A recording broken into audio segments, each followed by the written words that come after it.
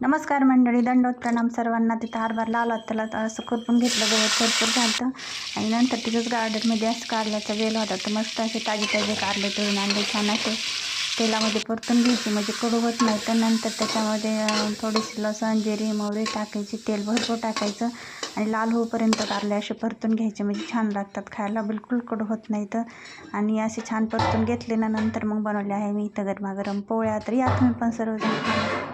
कारल्याचं वेल गार्डनमध्ये चालतं तर मस्त असे ताजे ताजे कारले होते तर भाजी एकदम छान झालेली आहे.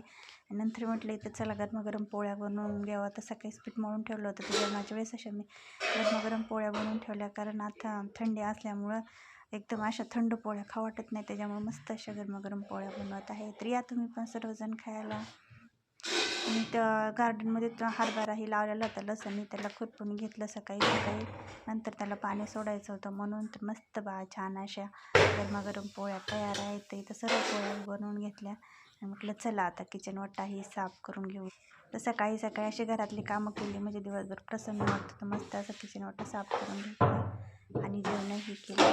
किती नाही म्हणलं तरी घरामध्ये अशी कामं निघतच राहतात. तर असं किचन वाटाही साफ केलं म्हणजे एकदम छान वाटतं.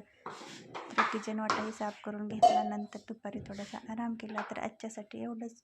भेटूया पुढच्या नवीन एका ब्लॉगमध्ये. तोपर्यंत बाय बाय सर्वांना.